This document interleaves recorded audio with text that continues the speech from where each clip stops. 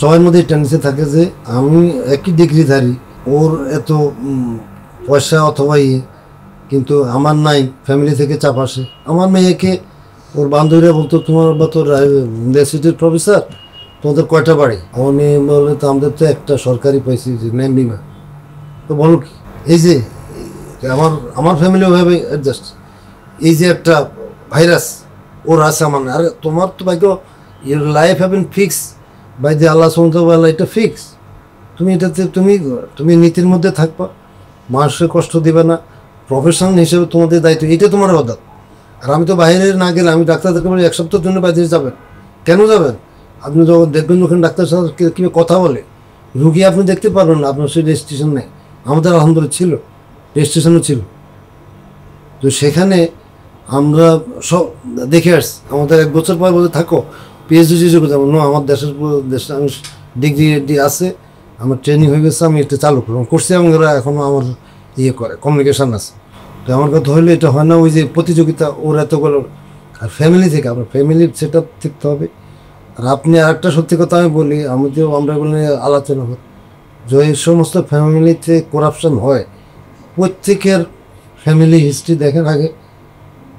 ওদের ফ্যামিলিতে কেউ না কেউ করাপ্টের লোক ছিল, অথবা গরিব ছিল, এমন এক দরিদ্রতা, মানে ওদের ওই এই জন্য আমাদের মুসলমান হিসাবে যে ক্রাইটেরিয়া সেটা আমাদের নাই। আপনার কিছু লাগে না, আপনি শুধু মনে করেন যে আমার এটা মহান আবাদত, আল্লাহ আপনাকে উঠে ফেলবে, বরকত দিবে, বেশি টাকা বরকত না দেবেন আপনি। ওরা কাজকে মনে করে আবাদত, আর আমরা মনে করি যে নামাজ পড়লে আবাদত। বেশি জিনিস আপনি বুঝতে হবে। আপনি দেখেন ওরা কাজ এমনভাবে করে, রুগীকে এমন রুগী দেখছি বন্য মানুষের মতো, জঙ্গল থেকে আসছে, গন্ধে মেঘট, এই একটু পুরো টিভিতে কালো, ওই মতো মোটা মানুষ, ওই অস্ট্রেলিয়ার, ওটা একটা ঢোকার সাথে সাথে হাসপাতাল ওই গন্ধে মরে যাচ্ছে। এখন আমার তো প্রফেসর এলিজাবেথ হডসন মহিলা, সে বলছে যে আমি ওকে যদি এই রুগী দেয় দেখতে, আমি বুঝবই করব, শুধু আমার রিয়াকশান দিয়ে বুঝে পেয়েছি। সে দেখছি ইচ্ছা করে তখন বলছে যে না, I see her, you don't need to handle her. এবং সে আমার সামনে আমাকে দেখানোর জন্য, ও মনে তার বান্ধবী এমনভাবে বিহেভ করছে। এরা হইলো মানুষ।